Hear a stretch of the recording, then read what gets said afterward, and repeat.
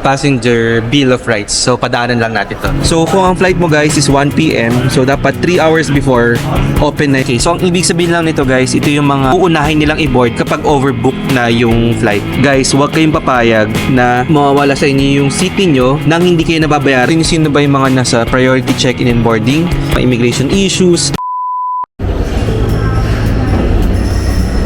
We're now here guys, no, dito sa may OFW lounge. Actually yung entrance nila is nasa bandang loob. So ito yung makikita ninyo, no, kapag nandito pa lang kayo sa may outside ng kumbaga ng boarding area sa may Terminal 3. We are approaching na guys, no, itong immigration dito sa may Terminal 3. So pasok na muna tayo and bigyan ko kayo ng another update, no, kapag nakalusot na tayo. Let's go. Hi guys, ayan, so nakalabas na tayo, no, sa immigration and right now dito sa may Terminal 3, paglabas mo ng security check, makikita mo dito itong nasa background ko, no, na Air Passenger Bill of Rights. So padaanan lang natin to. So Air Passenger Bill of Rights, ang maganda dito guys, at least nilagay na nila, no, kung ano ba yung mga potential na mangyari and kung ano ba yung dapat natin gawin, kung ano ba yung mga karapatan natin, no, mga pasahero dito sa Pilipinas. So it's going to be very detailed. Actually sobrang dami niya na nakalagay, no, pero isa-isahin natin. So the first one is tong right to information. Ayan, on-time performance. So ibig sabihin dapat lahat ng information, lahat ng details, no, ng flight natin dapat maibigay sa atin yon regardless of any circumstance. So I think this is what it is written here. Number 2, rights to service purchased. So right to check-in. So ito nakalagay as a passenger within the airline's designated check-in area at least 1 hour before the scheduled time of departure shall not be considered late or a no-show and shall not be denied check-in. 1 hour still guys, allowed pa rin tayo. So, incomplete documentary requirements and non-compliance with check-in procedures. So, that's part of the exemption kasi syempre, alangan naman na late ka tapos, you know, hindi ka pa kompleto ng documents. Medical conditions that may threaten the safety or cause serious inconvenience on passengers on the flight. So, nakalagay rin dito guys, passengers who check in remotely, which is like yung mga mobile web check-in, must be within the airline's check-in area at least 1 hour for international and 45 minutes for domestic flights before the STD or scheduled time of departure for completion of the check-in processes. So, right to sufficient processing time. So, ito nakalagay, oh, check-in counters in international airports and other airports designated by the DOTR must be open at least 3 hours before. So kung ang flight mo guys is 1 PM, so dapat 3 hours before open na yung mga counters na yan. So for all other airports, check-in counters must be open at least 1 hour before. So ito naman yung mga local. So nakalagay din dito priority check-in and boarding. So sino ba yung mga nasa priority check-in and boarding? PWDs, ayan, senior citizens, and persons requiring special assistance may be accompanied by only one companion unless 2 or more companions are needed to provide assistance or care. So halimbawa medyo mabigat or dalawa dapat yung kailangan, so yan ina-allow naman. More than 1 okay lang. There's no queue at the designated check-in counter, so okay lang din yon.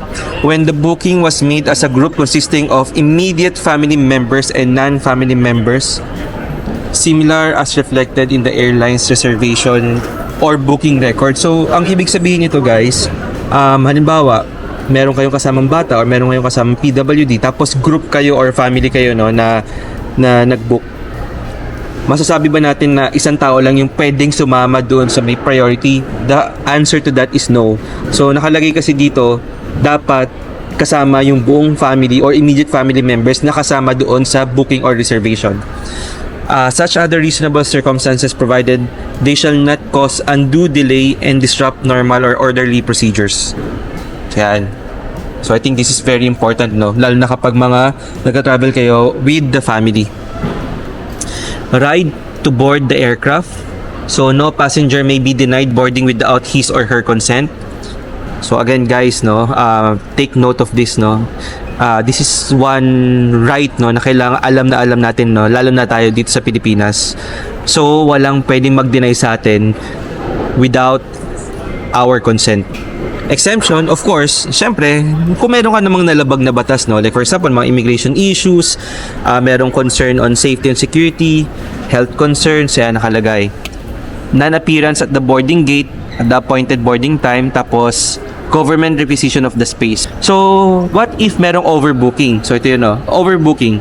So, if overbooking will result in the denied boarding at the gate or during check-in, the airline should announce that the flight is overbooked, ask for volunteers who are willing to give up their seats in exchange for compensation amenities offered by the airline.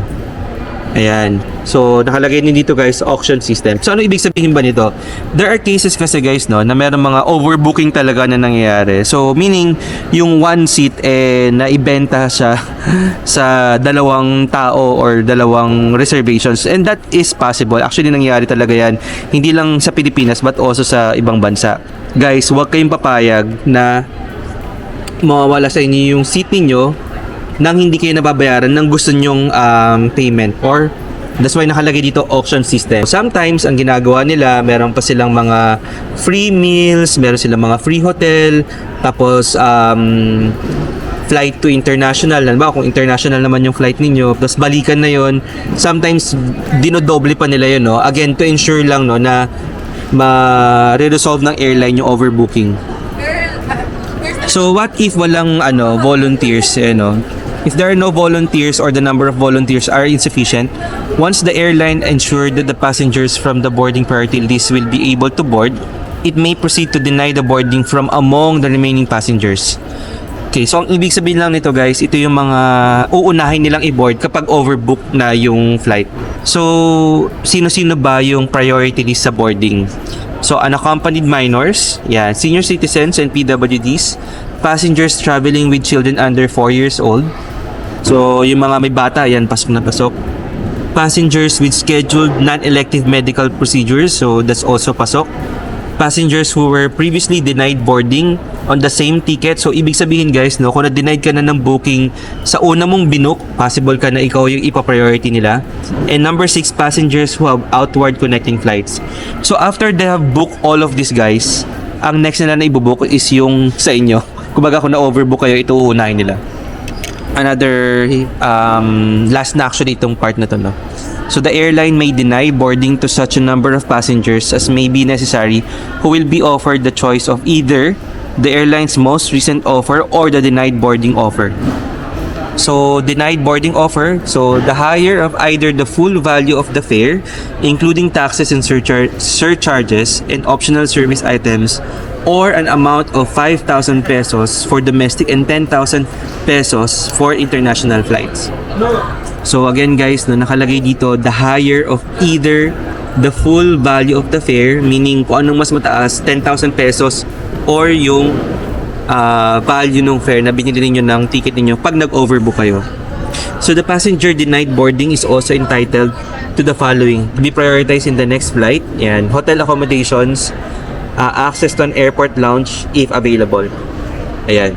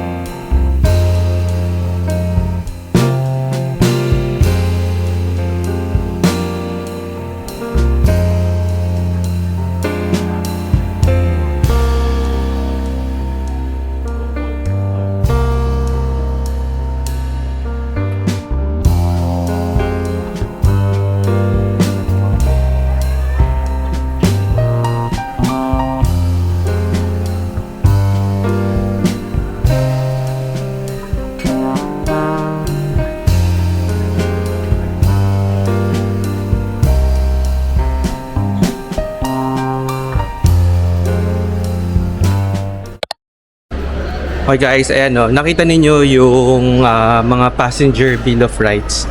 And sa totoo lang guys no, yung passenger bill of rights na yun, hindi pa yun 100% kompleto. So there are a lot of kumbaga parang mga informations pa no na pwede nating ilagay doon. But technically, that's the summary or the gist of it no. So kumbaga yun lang yung pinapaalam sa atin in a snapshots no ng Terminal 3 or ng government natin. And I hope nakatulong sa inyo itong passenger bill of rights natin no, na vlog. And just in case na meron kayong mga questions or comments or any recommendations no, let us know so that we can also include that on our vlog. Hanggang sa ulitin, ingat po kayo, stay safe, and make sure na naka-subscribe na po kayo sa aming YouTube channel. Thank you!